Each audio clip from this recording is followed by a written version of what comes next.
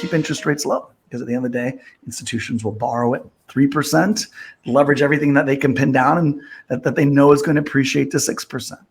And then they're going to push that. What does that do? That pushes inflation even higher.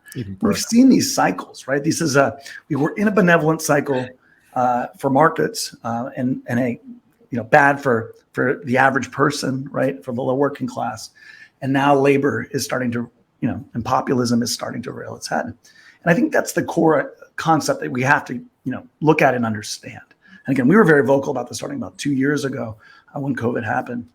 So this is all very much played out this way. And I think this concept of, the Fed is trying to convince, that's what the whole transitory thing was about. People are like, the Fed's an idiot. How do they think it was transitory? They're not idiots. They're trying to convince the market, that it's transitory so that the market doesn't, set run ahead of them. Run ahead of it. Yeah. And they couldn't. And not a surprise that they couldn't, because these things have much bigger and more powerful, underlying effects that are hard to avoid. And now the Fed is stuck. The Fed's in a box. We were in this benevolent cycle, and now the Fed has no choice. They have their hands tied behind their back. They cannot now. They had a dual mandate, and for the longest time, doing monetary policy was good for both. It was deflationary and stimulated maximum employment. But now, that was all deflationary.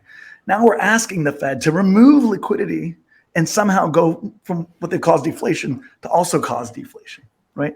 You're taking money away from Planet Palo Alto and supply, right, to somehow reduce inflation, which is the money that people have. And the only real way they can do that is with a major lag, A, and B, it's essentially blowing up the economy. You can clear the underbrush by dropping a nuclear bomb on the forest. I'm not saying the Fed can't stop inflation, but that's essentially what they have to do. They have to blow up the economy, to blow up supply and demand, via a channel that is not optimal. Really particularly in this time, day and age, in the 70s, we talk about Volcker and whatnot. In the 70s, labor was an intrinsic important input to corporate activity.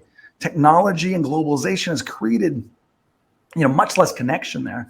So if you take money away from corporations, they'll fire some people, right? But that has less to do with the inputs of those corporations than it used to.